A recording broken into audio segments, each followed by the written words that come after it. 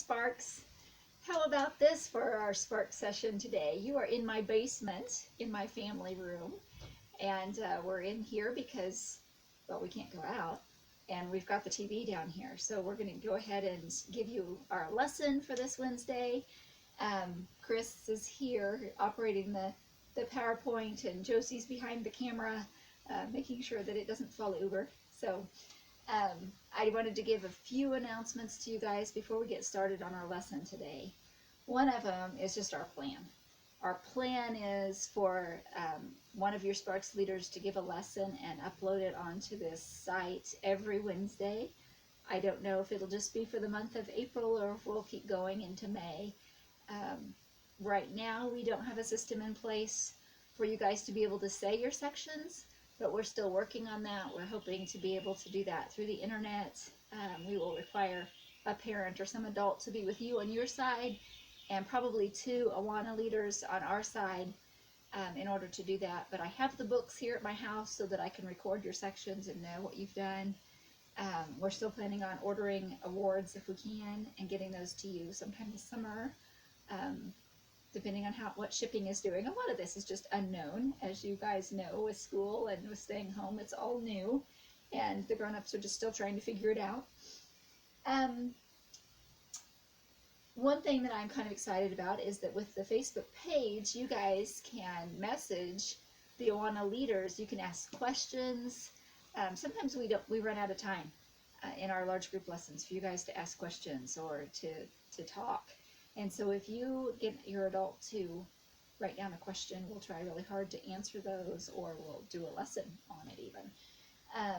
We'll also try to put up some other links that might be helpful, like there's a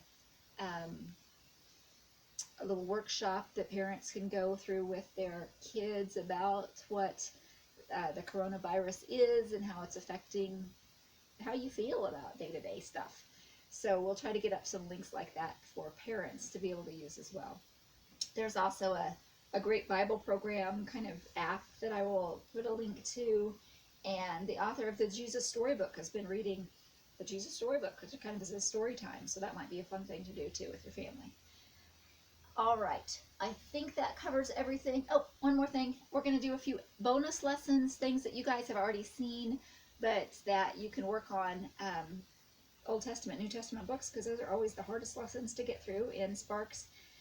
So we'll record the lesson that you guys already know it, you've already seen it, but we'll record it so that you can just watch it and learn those that way. And I'll probably also be doing the Psalm 23 lesson so that you can be memorizing that as well, because that's another big one that's in your Sparks books, but also a really good one for your whole family to memorize. And remember, you can get that whole book down in about 10-15 minutes with that memory palace technique that we did. So I think that's all my announcements. We'll go ahead and jump right into the lesson. And this is what I'm taking our lesson from. It's this very first part of this verse that says, "Be still and know that I am God."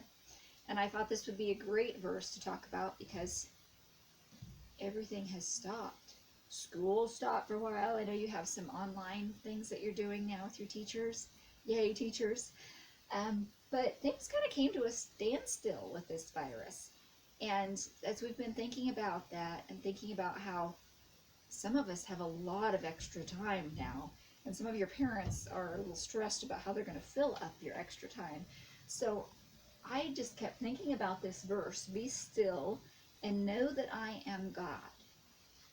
And it's kind of strange to just have a verse like that just floating without knowing the whole rest of the chapter and what it says. And I don't want to spend a whole lot of time going through all of it, but I want you to at least hear it. So Mr. Riddle has a link.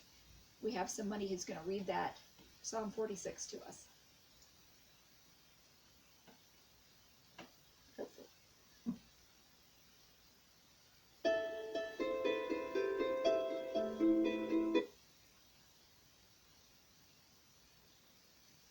Maybe our internet will cooperate.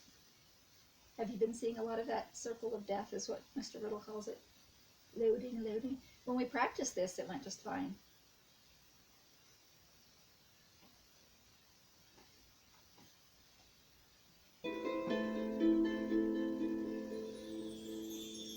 God refuge and strength, a very present help in trouble. Therefore will not we fear, though the earth be removed, and though the mountains be carried into the midst of the sea, though the waters thereof roar and be troubled, though the mountains shake with the swelling thereof. There is a river, the streams whereof shall make glad the city of God, the holy place of the tabernacles of the Most High. God is in the midst of her. She shall not be moved. God shall help that right early. The heathen raged, the kingdoms were moved. He uttered his voice, the earth melted. The Lord of hosts is with us. The God of Jacob is our refuge. Come, behold the works of the Lord. What desolations he hath made in the earth.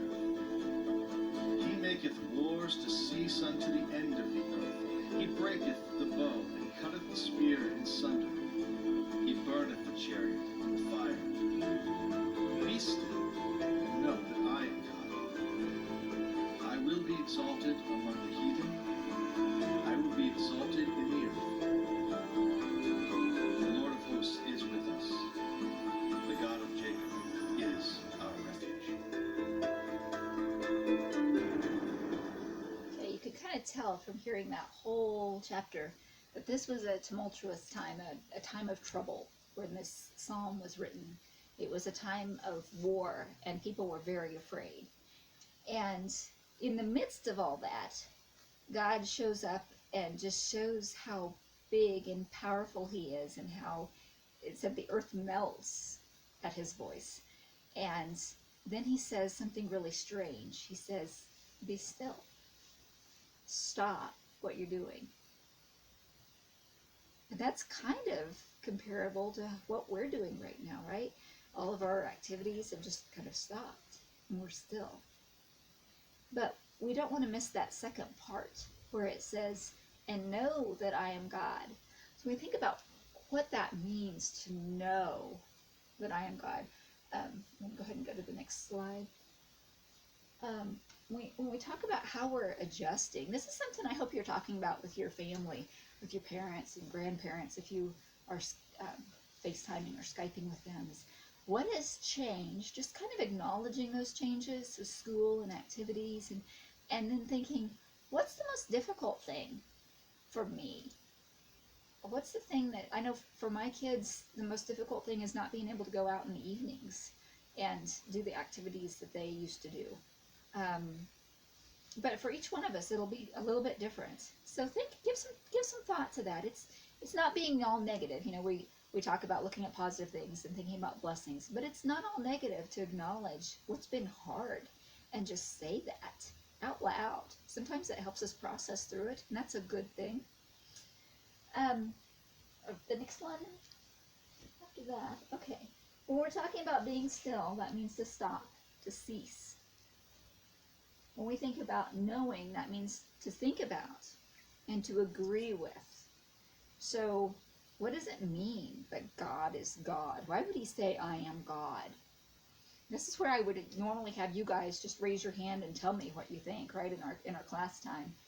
And I can't have you do that. I thought about when I was a girl, there was a romper room or some show like that, and they would, when they started the show, they'd say, I see Timmy and Mary. I thought about saying, hey, I see Obadiah and Addie and Harper. But I can't really see you guys, and I can't see if you hold your hand up. So I just want you to think, what does it mean to know that God is God? When we think about who God is, we should think about how big he is, how in control he is. There's a big word for that. The word is sovereign. God is sovereign, and we're going to talk about that in a minute. But when you are having some bored time, when you're just in your house and trying to find something to do, I want to challenge you to take a few minutes and just sit and think, what does it mean that God is God? It's good for us because it helps us think about what's important. When we see how big God is, and we think about how little we are, but how even though we're small, we're still loved by this big God. That does something to us. It helps us. It helps us to realize that nothing is going to happen to us apart from what our big God allows, and that our big God is able to take our hurts and our confusion and heal us and listen to us. So even when we're in times when all the adults are busy and no one can listen, or we just don't have someone to talk to, God is always there and always listening, and is big enough that he can hear every one of you, even if you are all talking at the same time. And not only is he that big, he can hear all of the people in China, and all of the people in New York City, and all of the people everywhere, and what they're thinking all at once. That's just a mind-blowing big God. All right, and next one. So sovereign, when I typed that in on a search, I saw a lot of crowns, because usually sovereign means the one in charge, right? The one that's ruling the land. So think about how God is the one in charge. Not our school schedule, not our parents, not not the principal even. None of the people are really in charge of what's happening on the earth, but God is. God hasn't lost control of anything. In fact, this virus and this extended stay that you have in your home, it's not a surprise to God. All right, next one. Is that okay? All right, so I wanted to remind you to write down questions that you have as you ponder how big God is, and write those down. Send them to our Awana Facebook page. I will try to make lessons for you about that. If I don't get a bunch of them, then we might go through with the life of Paul Brand, a missionary who dealt with leprosy in India, and just kind of how he went about studying that and finding out how to help people with leprosy. We'll also continue to post resources, like I said, for the parents. And your big assignment is to spend some time just quietly thinking in your bored moments about how big God is. All right, so we'll see you next time, Sparks. Bye-bye.